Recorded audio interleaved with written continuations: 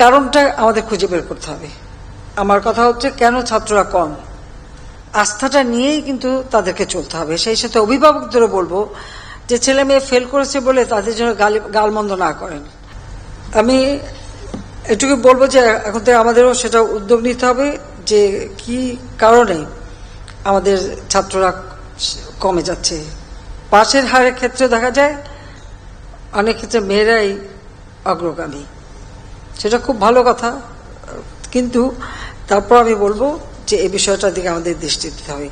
আমরা তো ঠিক সঠিক সময় বিনামূল্যে বই দিচ্ছি, আমরা বৃত্তি দিচ্ছি, এবং প্রাইমারি থেকে সেই এখন তো উচ্চশিক্ষা পর্যন্ত বৃত্তি আমরা দিয়ে যাচ্ছি, উপবৃত্তি দিচ্ছি।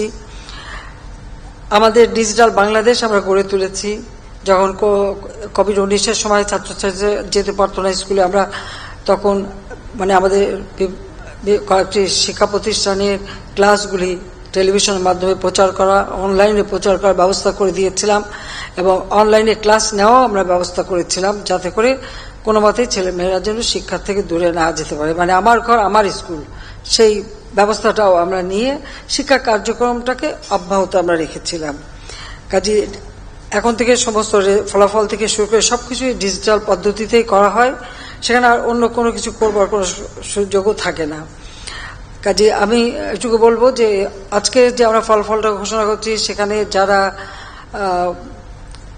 পাশ করেছে, কৃতকার্য হয়েছেন, তাদের সবাইকে আমার আন্তরিক অভিনন্দন জানাই।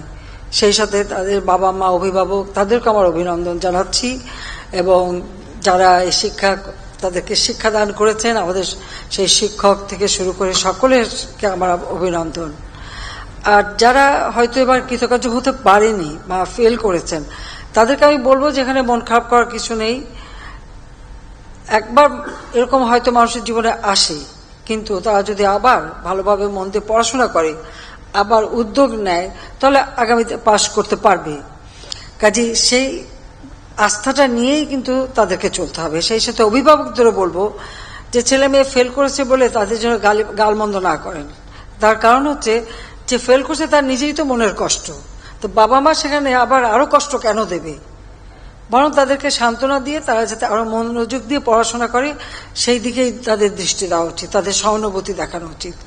কারণ বাবা মা যদি এখানে রুষ্ট হয়, গালিমন্দ করে, তাহলে দেখা যায় অনেক সময় ছেলেমেয়েরা সেটা সহ্য করতে পারে না, কিছু ঘটনা ঘটিয়ে ফেলে। তো নিশ্চয়ই আমি চাই যে বাবা মা বা অভিভাবক চাইবেন না তাদের সন্তান হারাতে।